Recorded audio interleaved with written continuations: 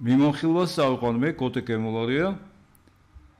ძირითადად ორ პრიზმაში განვიხილოთ ამ კვირის პოლიტიკური მოვლენები, რომელთაც ძალიან დიდი და სერიოზული გავლენა შეიძლება ჰქონდეს ქართულ პოლიტიკაზე, ქართველი მოქალაქეების ცხოვრებაზე. ეს არის ერევნის პოლიტიკური სამიტი, რომელიც ევროკავშირის მთელი ხელმძღვანელობის ლიდერების და ასევე 50-მდე ქვეყნის ხელმძღვანელები ყურადღების ქვეშ იყო. ეს ადამიანები შეიკრიბნენ ერევანში. ეს პლატფორმა EPC სამიტი, ანუ ევროპის პოლიტიკური საზოგადოება შეიქმნა 22 წელს და მას ეძახიან ანტიპუტინს, იმიტომ რომ ეს პირველი ჩეხეთში ჩატარდა სხვათაშორის სამიტი და სწორედ მიზღვნილი იყო უკრაინაზე კრემლის აგრესიული თავდასხმის და აი ამ უკრაინაში შეჭრით გამოწვეული ძალიან დიდი ანტირუსული განწყობით, რის გამოც ეს გადაიზარდა თქვენ კარგად იცით ანტირუსულ კოალიციაში, რასაც ერქვა რამშტეინის შეკრება, ხოლო პოლიტიკური შეკრებები მერვე სამიტი იყო ეს 22 წლის მერე 7 სამიტი გაემართა და რა იყო განსაკუთრებული ერევანში, სადაც აი 50-მდე როგორც უკვე გითხარით, ქვეყნის ლიდერი ჩავიდა. კანადის პრემიერის ჩასვლამ ერევანში განაპირობა ის, რომ ბლუმბერგი წერდა Financial Times-საც დაწერა ეს განსაკუთრებით ამერიკულმა გამოცემებმა, რომ კანადის პრემიერის, კანადის ლიდერის ჩასვლამ და შეერთებამ ერევნის ამ სამიტის მიმართ, რომელიც არის ანტირუსული და არც არასოდეს დაუმალიათ, გახადა ეს სამიტი ანტიტრამპიც. ეს არის ბლუმბერგის გამოცემის სიტყვები და რატომ? რას უყურებთ ჩვენ ახლა ამიერკავკასიაში?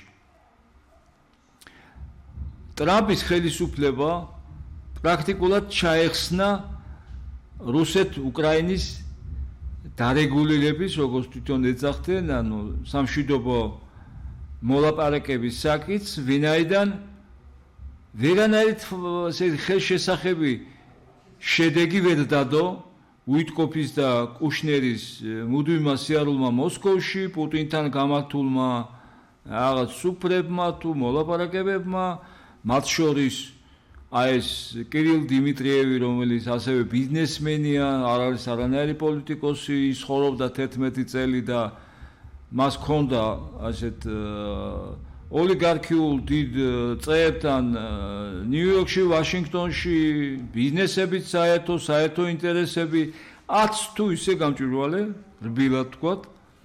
მაგრამ სწორედ ამ კირილ დიმიტრიევის, რომელიც თავის წარმომადგენლად დანიშნა პუტინმა, არა ლავროვი, არამედ კირილ დიმიტრიევი. სწორედ პუტინის მხრიდან მას მიყავდა ეს მოლაპარაკებები რუსულ ამერიკული, ამაში უკრაინელები თითქმის არ მონაწილეობდნენ და აქვე დავთქვათ, მინდა რომ აგიხსნათ, რომ თავიდანვე კატეგორიული წინააღმდეგობა გამოთქვა და გამოხატა მოსკოვმა ევროპის მიმართ, რომ ევროპა არ უნდა ჩაერთოს ამ მოლაპარაკებებში, ევროპას არაფერი ესაქმება, ვინაიდან ევროპა არის უკრაინის მხარეს, ეს არის პუტინის სიტყვები და პესკოვი სულ ამას იმეორებდა, მისი სპიკერი, რომ ევროპა არის უკრაინის მხარეს, ევროპა თამაშობს ძალიან ცუდ როლს, იმიტომ რომ ეხმარება უკრაინას და ეს პირიქით ახანგრძლივებს ამ ომს და არ უწყობს ხელს, რომ კონფლიქტი დამთავრდეს. კონფლიქტის დამთავრებად კი პუტინს მიაჩნია, რომ უკრაინამ ჯარები უნდა გაიყვანოს თავის ტერიტორიიდან, დონბასიდან, ხერსონიდან, ზაპოროჟიედან. ყირიმი თავისთავად მიაჩნია, რომ უკვე აღებული აქვს.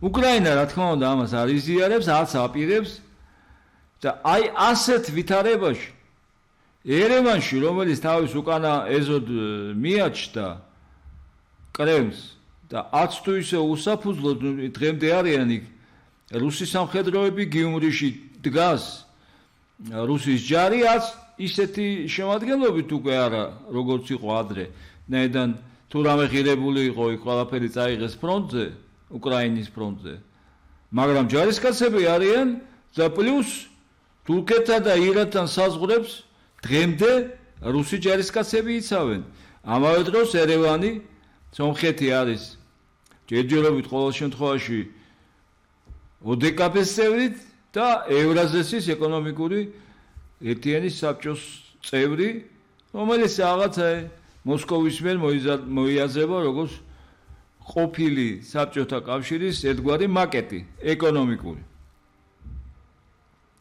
დღეს გავრცელდა სხვათაშორის ინფორმაცია, რომ ფაშინიანმა განაცხადა, რომ სომხეთი აღარ დაეწრება ევრაზიის კომიტეტის სხდომებს. ანუ ფაქტია, რომ სომხეთი ემზადება ამ ორგანიზაციიდან გამოსასვლელად. ასევე ემზადება სომხეთი და ამის შესახებ ღიად აცხადებს დატოვოს ის სამხედრო კავშირი, რომლის ODKB ეგრეთ წოდებული, რომელსაც ფაქტობრივად ასევე მოსკოვი ხელმძღვანელობს, ასეთ შემთხვევაში ერევანი ნელ-ნელა ჭრის იმ კავშირებს, რომელიცაც აკავშირებს მოსკოვთან, კონკრეტულად კრემლთან, როგორც სამხედრო, ასევე პოლიტიკურ ურთიერთობებზე ის ამბობს უვალს. როდესაც ჯერ ზახაროვამ, შემდეგ თავად პუტინმა 9 მაისის შეხვედრის შემდეგ ინტერვიუში თქვა, რომ სომხეთს არ უნდა მიეღო ფაშინიანი შეცდა, აი ეს სიტყვები თქვა პუტინმა, როდესაც დაუთმო მიკროფონი ზელენსკის, უკრაინის პრეზიდენტს ერევანში და ფაქტობრივად აი ამ სამიტის, ორდღიანი სამიტის თავად როლში შეხვედრები იქნებოდა ეს კონკრეტული მოლაპარაკებები, კულუარებში შეხვედრები თუ ასე შემდეგ, იყო ზელენსკი, უკრაინის პრეზიდენტი. მათ შორის საქართველოს შეუერთდა ამ ანტი-პუტინ სამიტს ოცნების პრემიერი ირაკლი კობახიძე იყო საგარეო საქმეთა მინისტრთან ერთად ჩასული ერევანში და მონაწილეობდა ამ სამიტში, თუმცა მას ევროლიდერებთან ორმხრივი რამე შეხვედრები არ ქონია, შეხვედრა მან გამართა უკრაინის პრეზიდენტთან ზელენსკისთან, რაც ბოლო წლების ქართული ხელისუფლების რიტორიკას თუ გავიხსენებთ, ასევე სიურპრიზი იყო, ეს შეხვედრა გაიმართა უკრაინის პრეზიდენტის მოთხოვნით და ქართული მხარე დათანხმდა, როგორც კობახიძემ განაცხადა. როგორც შემდეგ გაირკვა ამ შეხვედრაზე მთავარი საკითხი, მეორე საკითხი იყო აი ეს სანქციების გვერდის ავლით ტვიტების მიწოდება რუსეთისთვის, ხოლო მეორე მთავარი პოლიტიკური საკითხი იყო უკრაინის მოქალაქის მიხეილ სააკაშვილის გათავისუფლება, ან სამკურნალოდ გადაცემა რომელიმე მესამე ქვეყნისთვის, ან მისი დაბრუნება უკრაინაში, რომლის მოქალაქეც ის არის. შემდეგ უკვე ამ სამიტის დამთავრების მეორე დღეს ზელენსკის ოფისის ხელმძღვანელმა პოდოლეკამ უკვე ოფიციალურად განაცხადა, რომ მათ დასვეს ეს საკითხი და დასვამენ ბევრჯერ, რომ ეს არის უკრაინის მოქალაქე და მათ სურთ საქართველოს მხარესთან ურთიერთობების გაუმჯობესება, გარკვეული დიალოგის აღდგენა, მაგრამ ეს საკითხი არ დაუმალია მას, რომ ხელს უშლის, ვინაიდან უკრაინის მოქალაქე სააკაშვილი არის პატიმარი, ისინი თვლიან, რომ ის არის პოლიტიკური პატიმარი და შესაბამისად ითხოვენ, რომ გადაეცეს უკრაინას. ქართულ მხარეს ამის შესახებ ჯერჯერობით არაფერი არ უთქვამს, პირში წყალი ჩაიგუბეს, არანაირ კომენტარს არ აკეთებენ. დღეს ხალხაშორის მოლდოვაში უკვე განაცხადა უკრაინის საგარეო საქმეთა მინისტრმა, რომ ის შეხვდება საქართველოს საგარეო საქმეთა მინისტრ მაკაპოჭორიშვილს და ალბათ უნდა ვივარაუდოთ, იქაც დაისმება სწორედ ისევ მიხეილ სააკაშვილის საკითხი, მისი გათავისუფლების და უკრაინისთვის გადაცემის საკითხი. ხა რა შეიძლება შეცვალოს ერევნის ამ სერიოზულმა სამიტმა, სადაც ფაქტობრივად ორი მთავარი ლიდერი დღეს ევროპის, ბრიტანეთის და საფრანგეთის იყვნენ მთავარი წამყვანები. ძალიან მნიშვნელოვანი იყო, რომ ამ სამიტს კანადის პრემიერთან ერთად შეუერთდა თურქეთის ვიცე-პრეზიდენტი. ერდოგანმა მიავლინა მაღალი რანგის თავისი ვიცე-პრეზიდენტი ამ სამიტზე მონაწილეობისთვის, რაც თავისთავად მიანიშნებს, რომ თურქეთიც აღიარებს ევროპის გაძლიერებას, ევროპის უკვე ერთიანი დიდი უსაფრთხოების სისტემის ჩამოყალიბებას, რომელიც ყოველდღე ფართოვდება, ძალას იკრებს, მას უერთდებიან სპარსეთის ყურის ქვეყნები, ემირატები, კატარი, საუდის არაბეთი ყველაზე დიდი და ყველაზე ძლიერი, როგორც ფინანსურად, ასევე ტექნოლოგიების თვალსაზრისით.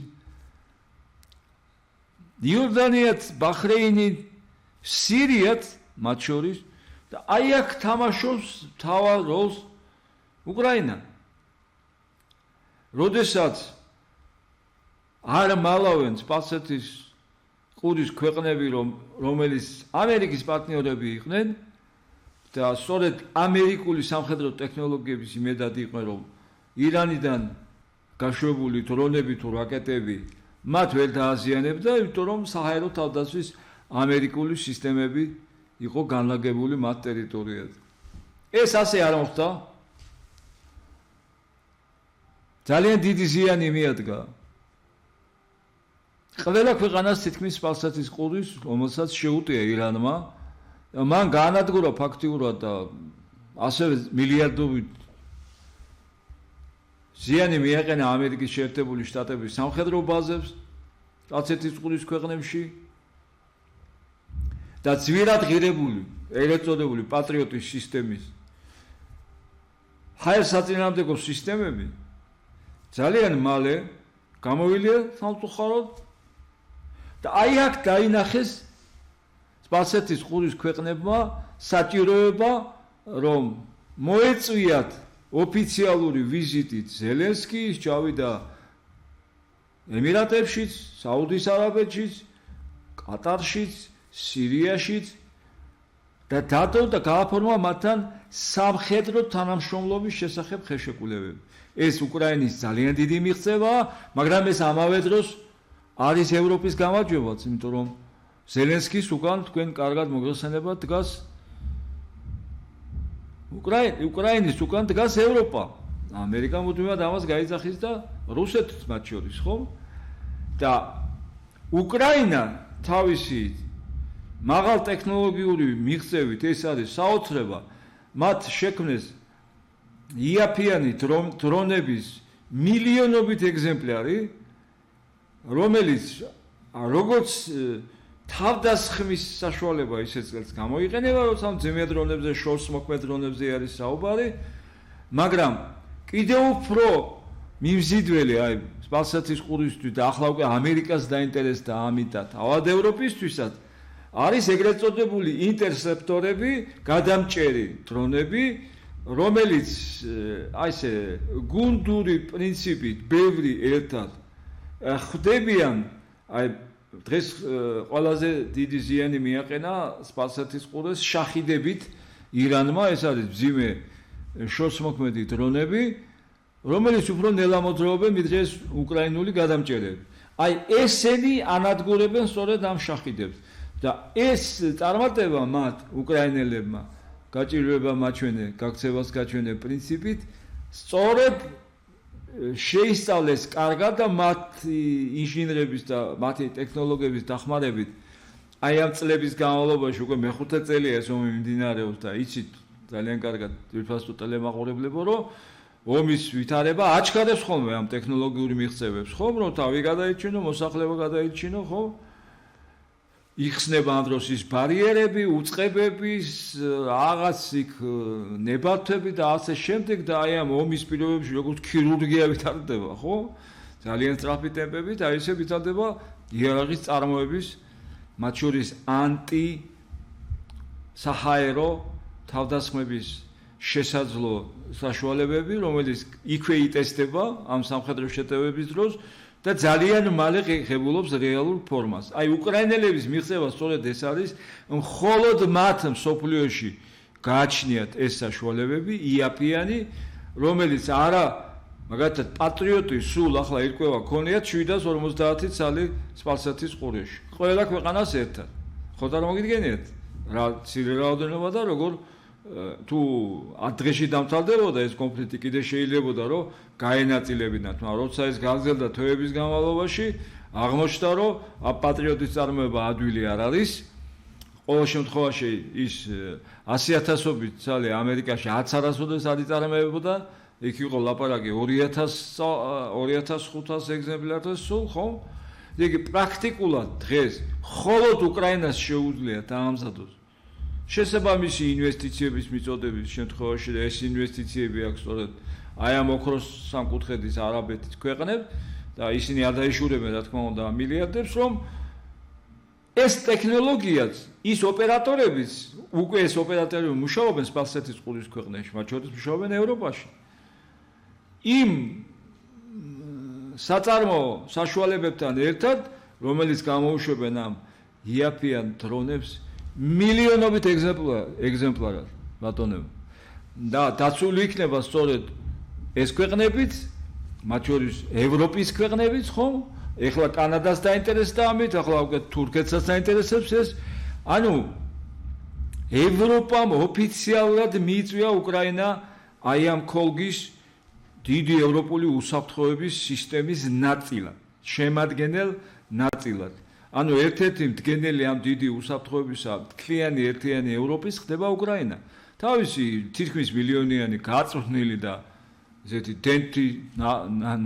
დედნაყნოსი ჯარით ეს ძალიან მნიშვნელოვანია. ეს არის აბსოლუტურად ბრძოლის უნარიანი, კარგად ეკიპირებული ნატოს სტანდარტებით მომზადებული ჯარი, რომელსაც ზურგს უმაგრებს, როგორც გითხარით, აი ეს დრონების უპილოტო საფრენი აპარატების სისტემა დღეს უკვე ამ დრონების სისტემამ იმხელა პრობლემა შეუქმნა ფრონტის ხაზზე რუსულ საჯარისო შენაერთებს რომ დღეს უკრაინის აი ეგრეთ წოდებულ ბრიგადას ხო სამხედრო ბრიგადას არ ჭირდება შეტევაში ჯარისკაცების შეყვანა მთელი გუნდი ამ დრონებისა უტევს მოწინააღმდეგის ცოცხალ ძალას და ტექნიკას აყავს კონტროლზე თითოეული ობიექტი, თითოეული სამალავი და ძალიან წარმატებით ანადგურებს როგორც ტექნიკას, ასევე ცოცხალ ძალას, ისე რომ თავისი დანაკარგი თითქმის ნულია, ვინაიდან ჯარისკაცები ამ ბრძოლაში არ მონაწილეობენ, ოპერატორები უსაფრთხო ადგილიდან უშვებენ ამ დრონებს იქ მთელი სისტემა მაკონტროლებელი დრონი, რომელიც ჰარიდან ხელმძღვანელობს, ეს არის ხელოვნური ინტელექტით აღჭურვილი უპილოტო საფრენის საშუალებები და ახლა უკრაინამ კიდევ უფრო დიდი ნაბიჯი გადადგა, მან დაამზადა უპილოტო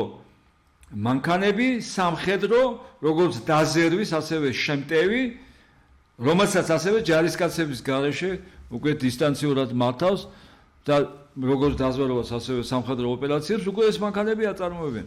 ესე იგი უკრაინას ჭირდება მხოლოდ ძალიან დიდი ინვესტიცია, რომ ყველა ქვეყნისთვის დაამზადოს ეს. ეს უკრაინის ეკონომიკასაც წაადგება ძალიან სწრაფი ტემპებით გაიზრდება ის და ეს წაადგება ყველა იმ ქვეყანას, რომელსაც ეს ტექნოლოგიები სჭირდება, როგორც ინოვაცია, როგორც სიახლე, რომელიც იცავს ჯარისკაცების სიცოცხლეს. ეგრეთ წოდებულ ცოცხალ ძალას. ყველაზე ძვირფას და ყველაზე მნიშვნელოვანს ნებისმიერი ქვეყნისთვის, ხო? აი ასეთ ვითარებაში ერევანს დაემუქრა პუტინი. აი ამ სიტყვებით, რომ უკრაინამ, როდესაც გააქტიურა ევროინტეგრაციის პროცესი, ამიტომ აღმოჩნდა ომის ქვეშ. აი ეს არის პუტინის სიტყვები. მაგრამ რავე განსაკუთრებული ეფექტი უკვე ამ სიტყვებს არ ქონია, არანაირი შიში აც ფაშინიანს არ ელყობოდა, აც სამიტზე და აც სამიტის შემდეგ, ხოლო რაც ყველაზე მთავარი მოლენა, რაც ამ სამიტის შემდეგ იყო და ქონდა რუსეთის პრეზიდენტს, ეს იყო 9 მაისი და აღლუმი სამხედრო პარადი, რომელიც ყოველთვის იყო რუსეთის ძლიერების, რუსეთის უძლეველობის და აი იმ გამარჯვების, რაც 91 წლის წინ მოიპოვა საბჭოთა კავშირმა, არა რუსმა, არამედ საბჭოთა კავშირმა. იქ ყველანი იბრძოდნენ, მათ შორის ჩვენი წინაპრები. როდესაც დაამარცხეს ნაცისტური ძალები და გადაარჩინეს ამ უბედურებისგან მთელი კაცობრიობა. მაგრამ აი ამ გამარჯვების პრივატიზაცია მოახდინა მოსკოვმა და ეს 91 წელი 80 ყოველ შემთხვევაში და 91-ზე ახლა ვილაპარაკეთ, ზეიმობდა იმას, რომ ჩვენ ვართ მემკვიდრენი ამ გამარჯვების და ჩვენ ვიქნებით სულ გამარჯვებული. ამოქონდათ რაღაც სამხედრო ტექნიკა, შემაშინებელი ავიაცია, რაღაც ისეთი ატმოსფერო, რომ აი რუსეთი მზად არის, რომ სოფლიოს ნებისმიერ ქვეყანას შეეჭიდოს, დაამარცხოს და ასე შემდეგ და პოზიციონირებდა როგორც მეორე სოფლიოში მეორე სამხედრო ძალა ამერიკის შეერთებული შტატების შემდეგ. თუ შარშან ჯერ კიდევ, როცა 80 წლის თავზე იმოვდნენ, 27 ქვეყნის ლიდერი იყო ჩასული, მათ შორის ინდოეთის, ჩინეთის, ჩილო-კორეის და სომხეთის, აზერბაიჯანი, ყაზახეთი და ესენი შუა აზიის ქვეყნები ყველა იყვნენ. წელს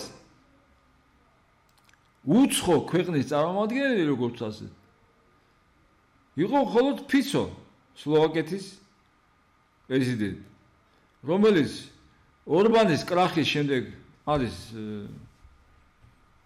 ესეთი დამცრობილ მდგომარეობაში შეიძლება ითქვას. ის იყო ერევნის სამიტზე, შეხვდა ზელენსკის, ჰქონდა ძალიან როგორც თვითონ აღნიშნა შემდეგ ინტერვიუში დიდი სურვილი, რომ ასეთი ახლო კონტაქტები დაამყაროს უკრაინასთან და ეხმაროს გვერდში დაუდგეს. და ამის შემდეგ ის გაემგზავრა რუსეთში, მაგრამ არ მივიდა სამხედრო პარადში. მან განაცხადა ეს ღიად, რომ იქ არაფერი არ ესაქმება, მე მექნება მხოლოდ ხანმოკლე შეხვედრა პუტინთან და მე გამემგზავრები სლოვაკეთში. და ეს ასეც გააკეთა, ის არ იყო პარადზე. და აი ამასაც მოყვა ერთი ძალიან საინტერესო ამბავი, რომელიც მინდა გითხრათ, რომ ფიცომ გადასცა პუტინს, როგორც პუტინმა განაცხადა მე პრესკონფერენციაზე ამ აღლუმის შემდეგ, რომ მე ვესაუბრე ზელენსკის, უკრაინის პრეზიდენტს ერევანში და ის მზად არის თქვენ შეხვდეთ. ამას მოყვა პუტინის საოცარი მეტამორფოზა. მან როდესაც კომენტარს აკეთებდა ფიცოს ამ წინააღმდეგობაზე, ასეთი რამ თქვა, უთხრა ჟურნალისტებს, რუს ჟურნალისტებს, რომ მე მზად ვარ, რომ ეს კონფლიქტი დავამთავროთ. ეს კონფლიქტი უკვე უნდა დამთავრდეს და წავიდეს დამთავრებისკენ, პირველად მოვისმინეთ თან რაღაც განსაკუთრებული პირობების გარეშე, დათქმების გარეშე, პუტინისგან და რაც ყველაზე მთავარია, რასაც თელმა მსოფლიოს გამოცემება მიაქციეს ყურადღება, მან ზელენსკის უწოდა გასპადინ ზელენსკი. გასპადინ ზელენსკის შეუძლია ჩამოვიდეს მოსკოვშიო თუ მას შეხვედრა უნდა ჩვენ მივიღებთ და ყველაფერზე დავალაპარაკებით. პუტინი, რომელიც ამ 4 წლის განმავლობაში ხან ნაცისტს, ხან ნარკომანს, ხან უსამშობლოს, ხან კლოუნს ეძახდა ზელენსკის, ამჯერად უწოდებს გასპადინს. რა მოხდა? რა არის ისეთი ცვლილება ფრონტის ხაზზე ან პოლიტიკურ ვითარებაში, რომ პუტინი ეძებს გზებს უკრაინის პრეზიდენტთან პირდაპირ შესახვედრად. ეს დაკავშირებული არის ტრამპის უართან გააგრძელოს ეს უშედეგო საუბრები კრემლთან. ტრამპმა ჩახსნა ფაქტურად ეს უიტკოფი და კუშნერი. რამდენიმე დღის წინ პუტინის ინიციატივით გაიმართა სატელეფონო საუბარი ტრამპთან. აი ზუსტად აღლობის წინა დღეებში. ეს შედეგი ამ საუბრისა არ გამოქვეყნებულა, მაგრამ უნდა ვივარაუდოთ, რომ აქ არაფერი სახარბიელო არ იყო მოსკოვისთვის ამ საუბარში, როგორც ჩანს ამერიკა ჩაეხსნა ამ უკრაინულ რუსულ დარეგულირებას, ასე ვთქვათ, ეს შეიძლება იყოს გამოწვეული სწორედ ირანში სიტუაციის გაჭედვით, ორმუზის სუტის არ გახსნით. ტრამპს ახლა სერიოზული პრობლემები აქვს თავად თავის ქვეყანაში, იმიტომ რომ არჩევნებია, კაც მომდგარია კონგრესის შუალედური არჩევნები და ეს ზაფხული იქნება ძალიან ცხელი, იმიტომ რომ შემოდგომაზე უკვე იქნება ამის შედეგები და თუ რამე არ შეცვალა ტრამპმა, თუ რამეს არ მიაღწია ამ ფრონტზე, მას სერიოზულად შეიძლება დაემუქროს უმრავლესობის დაკარგვა კონგრესში, ორივე პალატაში. და კიდევ პლუს ამას ტრამპს სულ 2 დღეში ელოდება ვიზიტი პეკინში. ის მიემგზავრება სი ძინპინთან შესახვედრად, რომელიც დიდი ხანია მზადდება, ეს უნდა გამართულიყო აპრილში, მაგრამ სწორედ ირანში სიტუაციის გართულება გადაადებინა ეს ტრამპის ინიციატივით გადაიდო ეს შეხვედრა, მაგრამ ტრამპი ახლა მიემგზავრება პეკინში საკმაოდ უღიმღამო პორტფელით. მას ამე განსაკუთრებული მოსაყოლი ან თავმოსაწონი რომ მიაღწია რაღაც შედეგებს ირანში არ აქვს სამწუხაროდ და შესაბამისად სი ძინპინი გაცილებით თან თავის სახში უფრო შეიარაღებული გამოიყურება არგუმენტებით, აი ეს საუბარი იქნება სწორედ ამ იშვიათ მეტალებზე, სავაჭრო სატარიფო პოლიტიკაზე, რომელიც ყველაზე მეტად აინტერესებს ჩინეთს და რა თქმა უნდა ტაივანს. და აი ასეთ ვითარებაში, როდესაც სავაჭრო ტარიფები იყო ერთ-ერთი მთავარი იარაღი ტრამპის საკუთარმა უზენაესმა სასამართლომ ამერიკის შეერთებული შტატების მას გაუუქმა ის ყველა ზანება გამოცემული პრეზიდენტის მიმართ და პირდაპირ ჩაწერა, რომ ამერიკის კონსტიტუციით მხოლოდ კონგრესს აქვს უფლება შემოიღოს გადასახადები და ტარიფები. ეს იმხელა დატყვა ხომ ამ საერთაშორისო ურთიერთობებში და ყველაზე მთავარი ვიზავე ამ შემთხვევაში კონკურენტი ჩინეთი, რა თქმა უნდა უზენაეს სასამართლოს ამ გადაწყვეტილებების შემდეგ აღარ იხდის იმ გაზრდილ ტარიფებს, რომელიც მან დაუწეს.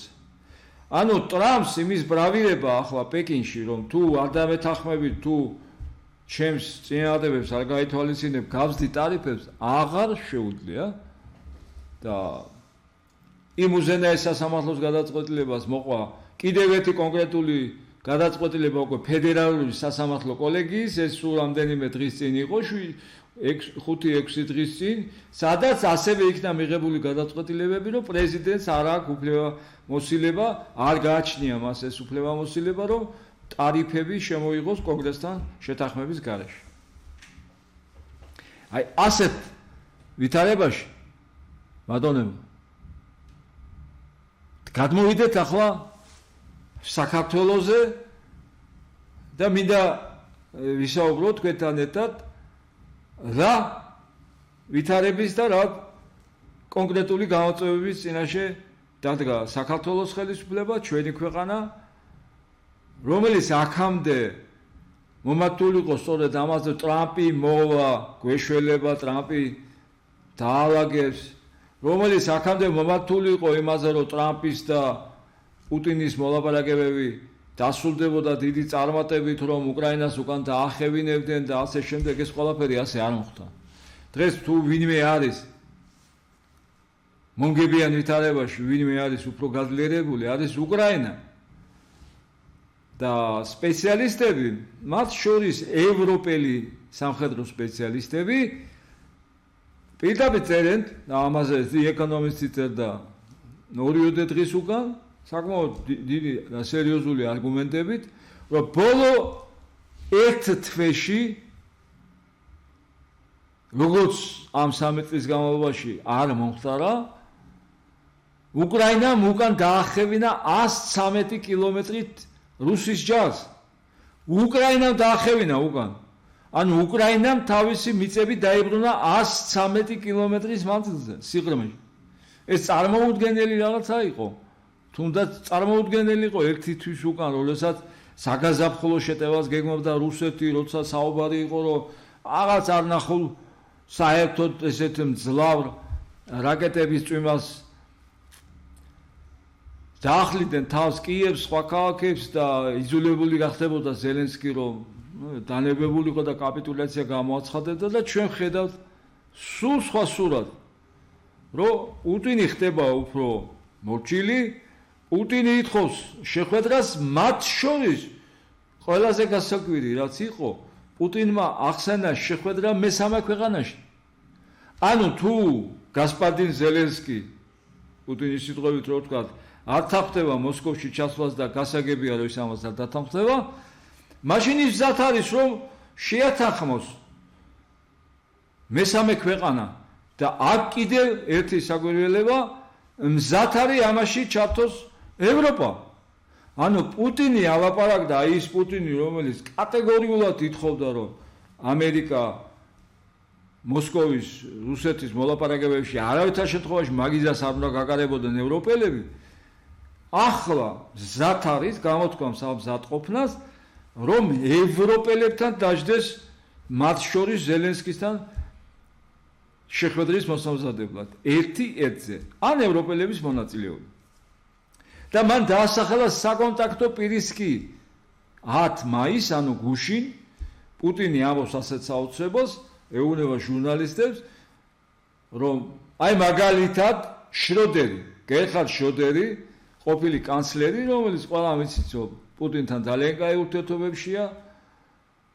აი შროდერისნაირი პოლიტიკოსი თუ იქნება ევროპიდან და მე მას ვისურვებდი სწორედ რომ მომლაპარაკებლად ევროპას ასეთი ფიგურა ყავდეს, თუმცა დაახოლა რომ მე არა ვარ წინამდეგი, რომ ვინც ევროპას უნდა, ვიზედაც შეთანხმდებიან, მე მზად ვარ ვითანამშრომლო მოვხაზოთ წრე საკითხების. ეს საოცრება, ეს არის სრულიად მოულოდნელი შემოტრიალება, რაც აძლიერებს და ადასტურებს იმ ევროპის ძლიერებას, რომელსაც პუტინი უკად და დაშლას, განადგურებას, სისუსტეს და ამას ყველაფერს იმეორებდა ქართული ოცნება თბილისში. აი ნახეთ რა მოსდის ევროპას, რომ ევროპისგან აღარაფერი აღარ დარჩება, რომ ევროპა ღარიბია, ევროპაში საჭმელი არ არის და რაღაც საშინელებები გვესმოდა აქ, ნუ არაფერს არ მომობ იმაზე, რომ ლანძღავდნენ ევროპარლამენტარებს, ევროპელ ლიდერებს. აი დღეს სიტუაცია სრულიად სხვა კუთხით შემოტრიალდა ევროპაში. ევროპა ფაქტიურად ხდება მშვიდობის, სტაბილურობის, უსაფრთხოების ცენტრი. მიაქცეთ ყურადღება ძვირფას ტელემაყურებლებო ამერიკის გარეშე. რომ პირდაპირ ფონ დერ ლაიენმა ერევანში გამოსვლის დროს, რაც არ იყო დამახასიათებელი ევროპული სამიტებისთვის, თითქმის 60% თავის გამოსვლის დაუთმოს ევროპული შეიარაღების გაძლიერებას და დაასახელა მაგალითები, მათ შორის რეინ მეტალი გერმანული, რომლის კაპიტალიზაცია 300%-ით გაიზარდა, რომ საოცარი ტექნოლოგიები ვითარდება, შეიარაღების ტექნოლოგიები შვედეთში, ნორვეგიაში, იტალიაში, ну, საფრანგეთში, ბრიტანეთში თავისთავად, ნიდერლანდებში, ასეთ ვითარებაში უკვე თარიღის და ვადაც სახელდება 2027 წელი. 2027 წელს, უკვე ეს ფონ დერ ლაიენი ამბობს ამას, ევროკომისიის ხელმძღვანელი, ანუ ევროპის დღევანდელი მთავარი ლიდერი, ევროპის აღმასრულებელი ხელისუფლების, რომ 2027 წლის თვის აი ეს ქოლგა უსაფრთხოების განვითარების და სტაბილურობის ერთიანი დიდი ევროპული ქოლგა, რომელშიც არ იქნებიან მარტო ევროპული ქვეყნები. იქნება დასრულებული და აქვე გაუსვა ხაზი, რომ მას იმ შემთხვევაში თუ ამერიკის შეერთებული შტატები არ მოისურვებენ თანამშრომლობას აი ამ დიდ ქოლგასთან, მას შეიძლება ფუნქციონირება ამერიკის დახმარების გარეშე. ესეც საოცრება. ანუ უკრაინაზე თავდასხმა რუსეთის ისე გამოაფხიზლა, იმდენად გამოარკვია ევროპული ისტებლიშმენტი, რომელიც გარკვეულწილად განებივრებული იყო, შოკოლადი ჭამიასაც კი უძახდნენ ამერიკელები ამცირებით, იმიტომ რომ ფაქტობრივად ამერიკულ ინვესტიციებზე იყო აგებული ტექნოლოგიური თუ ეკონომიკური განვითარება, ჯერ ფაქტობრივად აყავდათ, ანუ ნატოში თავარი მოქმედი გმირი იყო ამერიკის შეერთებული შტატები. გარკვეული ესეთი სამხედრო ფილოსოფიაში დეგრადაციის ნიშნები იყო, ხო? გაწევები არ ხდებოდა, შესაბამისი წვრთნის და აღჭურის პროგრამები ფაქტობრივად იყო მიშვებული, მხოლოდ ნატოს იმედზე იყო თავიდან ბოლომდე, აი ეს ყველაფერი შეიცვალა. მაკრონმა სხვათა შორის განაცხადა ერევანში, რომ იმდენი მსურველია უკვე ამ ბოლო მოვლენების შემდეგ, განსაკუთრებით უკრაინაში ომის შემდეგ, ჯარში გაწვევის საფრანგეთში, რომ ამდენი არ გჭირდება. აი აქამდეც მივიდა სიტუაცია ევროპაში, ეს ძალიან კარგია. ძალიან კარგია და ეხლა გადმოვალ საქართველოს სწორედ უბრუნდები, იმიტომ რომ ჩვენ ვართ ევროკავშირის წევრობის კანდიდატი ქვეყანა.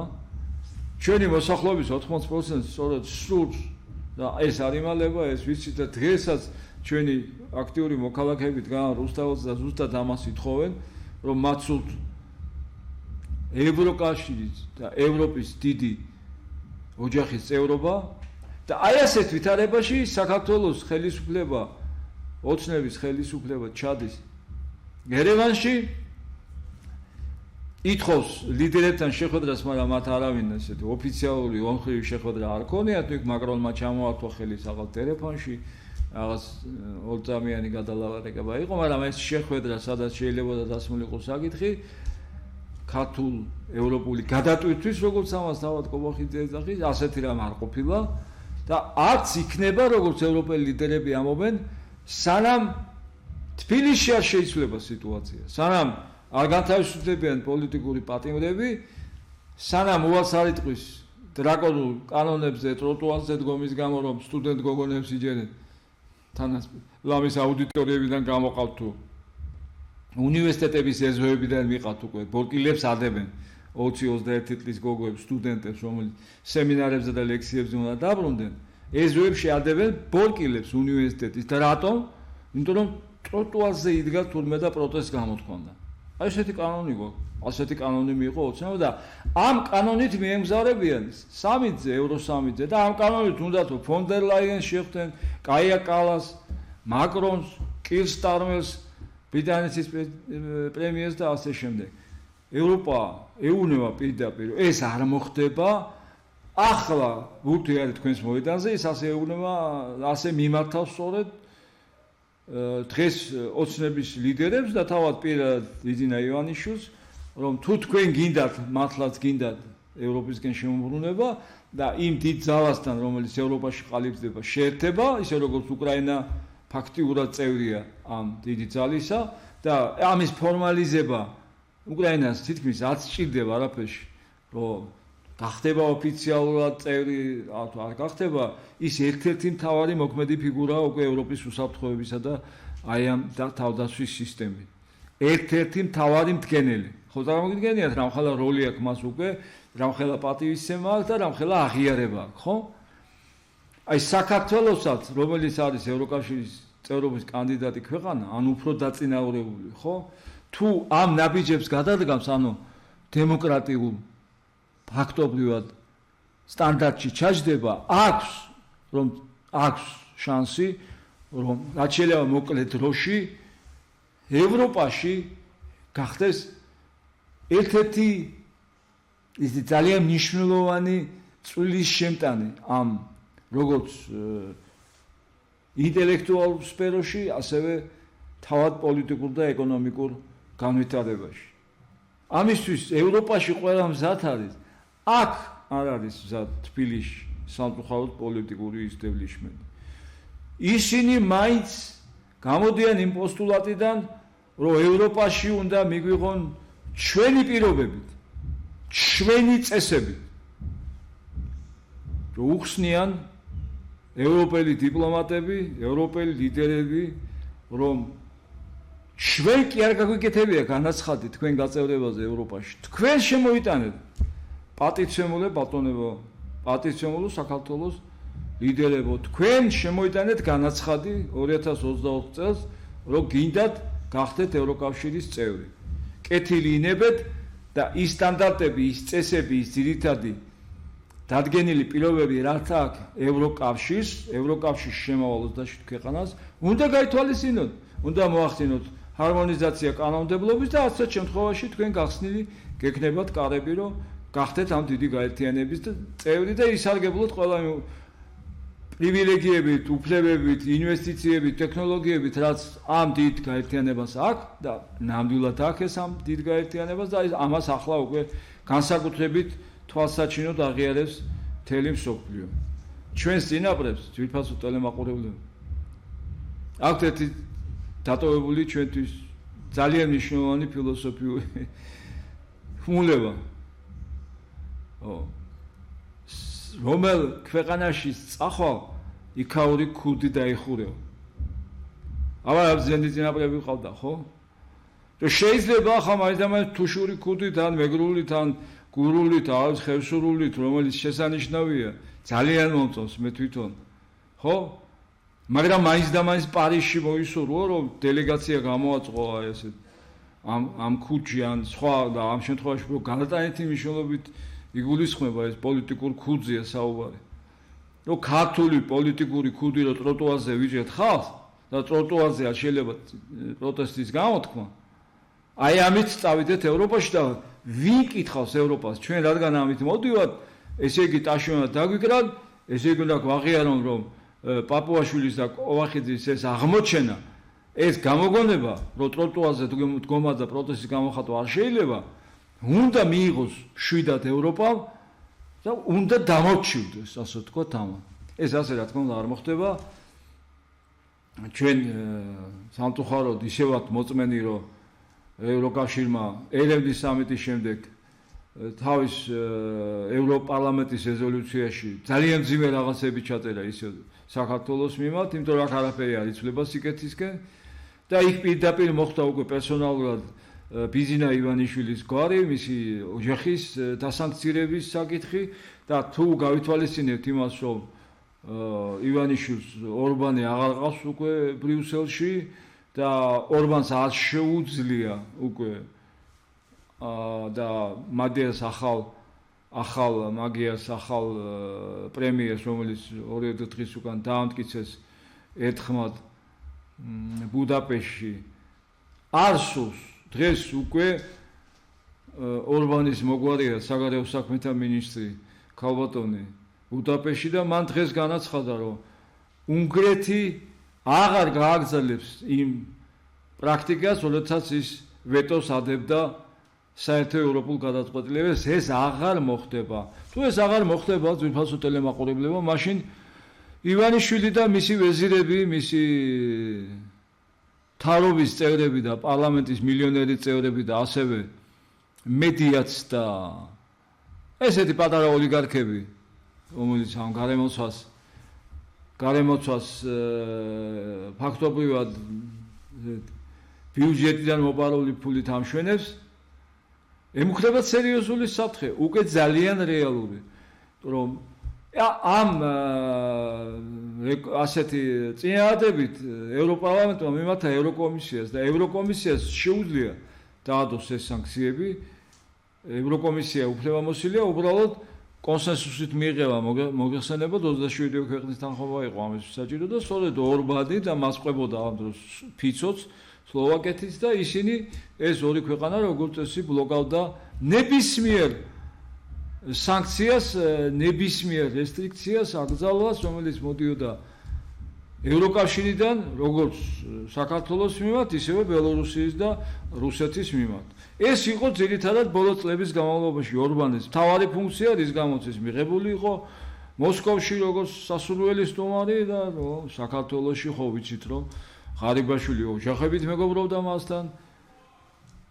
კვირაში ორჯერ ლამის ჩვენი ოცნების პრემიერი ბუდაპეშტში იყვნენ, საგარეო საქმეთა მინისტრები და ძირითადად ეს იყო ასე ვთქვათ დიდი მეგობრობის და რაღაც საოცარი პარტნიორული სულისკვეთების ურთიერთობა, რომელიც დასრულდა სავალალოდ ორბანისთვის, ორბანის მიმართ ეხლა საქმე აღძრული, ძალიან სერიოზული შანსი აქვს მას, რომ შეიძლება ციხეში მოხდეს დააპატიმრონ და ყველა ის საქმეები, რომელზეც უკვე თვითონ ახალი პრემიერი საუბრობს, ბრალად წარუდგინონ ამას, რა თქმა უნდა, დემოკრატიული და მიუკერძოებელი ბუდაპეშტის სასამართლო გააკეთებს ამას ვნახავთ, მაგრამ ორბანს დღეს არაფერი არ შეუძლია, ანუ ორბანი ვერანაირად ვერ დაიცვას და აქ დაიწყო პანიკა.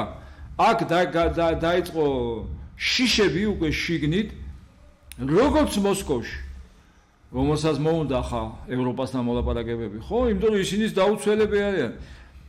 ბრიტანეთ ისედაც დადებული აქვს ძალიან მძიმე სანქციები, ამერიკასაც მათ შორის, ხო, რუსეთის გაზის და ნავთობმოპოვებელი ინდუსტრიის გიგანტებზე, ლუკოილზე, როსნეფტზე და ასევე ბანკებზე და შესაბამის სხვა ინფრასტრუქტურაზე, რის გამოც ეს უკვე ფინანსთა მინისტრის განცხადება 2 დღის წინ გაკეთებული, რუსეთის რომ 38% ეს კოლოსალური თანხაა. შემცირდა შემოსავლები ამ სამ თვეში, იანვარი, თებერვალი, მარტი 2026 წლის რუსეთის ბიუჯეტში. 38% შემცირდა გაზიდან და ნავთობიდან შემოსავლები და ძირითადი შემოსავლები ეს იყო, მოგესალმებით, რუსეთი თვითფრინავს ვერ ყიდის, ექსპორტზე ვერ უშვებს, მანქანას ვერ ამზადებს, უთოს ვერ ამზადებს, ტანსაცმელს ვერ ამზადებს, ვერაფერს ვერ ამზადებს, ისეთ, რასაც ტექნოლოგია ჭირდება, რასაც კვალიფიციური მუშახელი და ინტელექტუალური პერსონალი ჭირდება. შესაბამისად ეს იყო სწორედ გაზის და ნავთობის ეგრეთ წოდებული ნავთობდოლარები და გაზის დოლარები, რომლითაც ივსებოდა ძალიან დიდი წარმატებით რუსეთის ბიუჯეტი, რომელიც ათამამებდა სწორედ რუსეთს ამ ნაბიჯებისგან. აი ეს შეიძლება უკვე ითქვის თითქმის მთლიანად დაიკეტა და ამას თუ ახლა დაემატება ევროკავშირის სანქციები.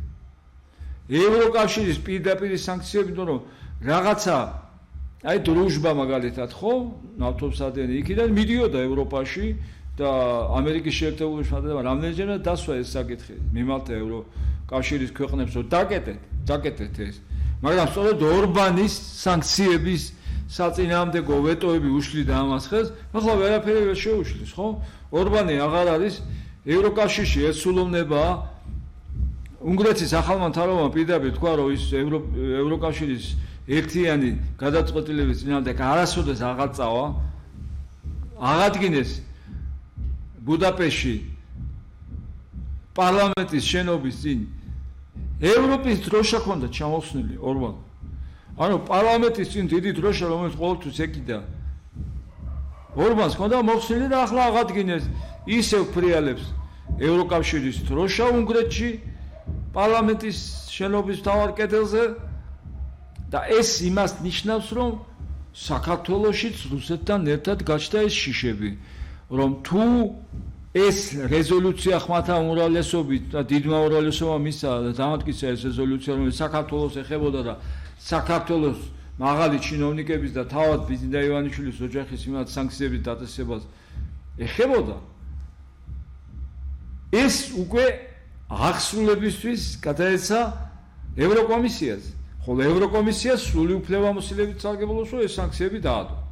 აი რა შეუშლის ხელს და რამდენი რა ვადაში შეიძლება ეს მოხდეს, ეს ჯერ უცნობია, მაგრამ თუ არაფერს აცვლის საქართველოს ხელისუფლება, თუ ეს დრაკონული კანონები ისევ ძალაშია, თუ გუშინ წინ კიდე დააპატიმრეს სტუდენტები, გოგოლები, რომ იმის გამო რომ ისინი საპროტესტო აქციაში უკვე ტროტუარზე იდგენ და ამის გამო ციხეებში გაუშვეს, მაშინ ეს სანქციები სრულიად რეალურია. თვითფასო ტელემაყურებლებო და ეს გამოიწვევს კიდევ უფრო რთულ ვითარებას საქართველოს მოქალაქეებისთვის, სადაც მათ გაეზარდათ საშინლად პროდუქტებზე ფასები, ინფლაცია არის უკვე ძალიან მაღალი ტემპით, გაიზარდა ფასები საწვავზე, თანაც ძალიან მაღალი ტემპით, იმიტომ რომ თარობამ უარი თქვა აქციზის დაწევაზე, როგორც ეს მოხდა ევროპის ბევრ ქვეყანაში და ამით დაარეგულირეს სწორედ ფასების და ევროპაშიც იყო თქვენ ძალიან კარგად ისიც, მაგრამ სწორედ აქციზის შემცირებით ცოცავი აქციზებია, როდესაც მატულობს ფასი ისინი ანუ დაბლად წევენ ამ აქციზებს, რაც საშუალებას აძლევს ბაზარს, რომ დაწიოს შესაბამისად შიდა ეროვნული ფასი საწვავზე და გაუადვილოს მცირე საშუალო ბიზნესს და შესაბამისად საკუთარ მოქალაქეებს შეუმციროს ეს ტვირთი, შემოსუბუქოს ტვირთი, რომელიც როდესაც საწვავი იზრდება, თქვენ იცით, რომ აწვება პულსად, ძესად და ნებისმიერ პროდუქტს, რომელიც იქ გადაადგილება, იქ მიწოდება, იქ დისტრიბუცია, იქ დამზადების დროს თავად ელექტროენერგიის გენერაციაში საწვავი გამოიყენება ძალიან კარგად ისეთ გაზიც, მათ შორის ნავთობპროდუქტებისგან მიღებული საწვავიც, ხო? და საქართველოს თქვა უარი. ცოცხალი თავით საქართველოს მთავრობა ამბობს უარს, რომ არ დაწევს აქციის, რაც ქმნის გაუსაღწის მდგომარეობას. ახალი სანქციები, ახალი ეკონომიკური შემოტევა იმ ვითარებაზე, რაც აქ საქართველოში არის, კიდევ უფრო გაუარესებს საქართველოს მოქალაქეებს და კიდევ უფრო გაამძიმებს ვითარებას. აი აქედან მოდის სწორედ ეს პირდაპირი ნაბიჯები, რომ დღეს დელეგაცია საგარეო საქმეთა სამინისტროში იმყოფება მოლდავეთში, სადაც ცდილობს შეხდეს როგორც უკრაინის წარმომადგენლებს, ასევე ევროპიდან ჩამოსულ საგარეო საქმეთა მინისტრებს ევროკავშირის ქვეყნების და პრაქტიკულად ჩვენ უნდა ველოდოთ, რომ როგორც საქართველოს ესე წარმოუდგენელი იყო, ხო? გადადგა ნაბიჯი, მე ვიტყოდი თვითდაზიანების, ვინაიდან მან დააპატიმრა სპეცნაზის საკმაოდ ესეთი თან გაყოფილების გამგების დონეზე და საკმაოდ ესეთი მაღალი რანგის სპეცნაზელები, რომელთაც თავყმა დაამტვრიეს და ამახინჯეს და ყველაზე მძიმე შემთხვევები, რომელიც გადაღებულია და რომელიც თელმა მსოფლიომ ნახა რამატო ქალთელებმა, ეს იყო ზვიად მაისაშვილის ფაქტი, როდესაც მას აქცეულს უკვე გონება დაკარგულს რიგრიგობით უტყავენ ჩვენი სახელოვანი ჭყალებში სადისტი სპეცრაზმელები, ახლა გვეუბნება ოცნების ხელისუფლება, რომ მათ დაადგინეს, ღრმად ჩავიხედეთ, ასე თქვა ყოვახიდე. და წელიწად ნახევრის მერე დაადგინეს ვინ იყო ეს სპეცრაზმელი და ორი კაცი დააპატიმრეს, ოღონდ სახელს და გვალს არ გვეუბნებიან, მაგრამ პატიმრობა მიუსაჯა უკვე სასამართლომ პროკურატურის შუამდგომლობით. ასევე დაადგინეს ვინ იყო და დააპატიმრეს გურამ როგავას, რომ თითქმის სასიკვდილო ლამის დაზიანებები მიაყენა თავის არეში და ფაქტიურად გონება დაკარგული დააგდო ზვირს, ესეც დაადგინეს ვინ იყო, ესეც დაპატიმრებულია ამჯერად. ასევე დაადგინეს ლევან ხაბეიშვილზე თავდასხმელი ორი კაცი, ანუ ჯამში სულ 5 სპეცრაზმელი არის დაპატიმრებული, რომელთაც როგორც თვალი არ დაუხამხამებია ჩვენს ივანიშვილის ხელისუფლებას აღიარეს ამ სპეცრაზმელებმა აღიარეს თურმე ეს დანაშაული. და მაგრამ თან გვეუბნებიან რომ ეს იყო გადაცილება ხელისუფლების. თუ უდანაშაულო კაცს უთხრა, თუ უდანაშაულო კაცს არა ადამიანად ეპყრობი, ეს არის წამება. ეს წერია კონვენციის, ევროკონვენციის მესამე მუხში და აქაც კვალიფიკაცია არის არასწორი, მაგრამ თვითონ ეს ფაქტი რომ მათ სპეცნაზელების თავისი ხალხის დაჭერა დაიწყეს, ანგრევს უკვე ამ ხელისუფლებას. შიგნიდან ანგრევს მათ ფილოსოფიას, ანგრევს მათი ურყევობის, მონოლითურობის, რაღაც უძლებელობის მით. ესეც კეთდება, იმიტომ რომ როგორმე ევროპაში გაჭრან მოლაპარაკების გზები. ახლა ევროპა გადაიქცა ყველაზე მიმზიდველ ხიდად. რამდენად გამოვა ეს ქართულ ხელისუფლებას ამ პირობებში, რა პირობებში სიმონატივებენ. ამას ჩვენ კიდევ ნახავთ, ერთი კვირის მერე უფრო მეტი გვექნება ამაზე სათქმელი ძვირფასო ტელეპაყურებელებო წარმატებულ კვირას გისურვებთ და შევხვდებით ერთი კვირის შემდეგ.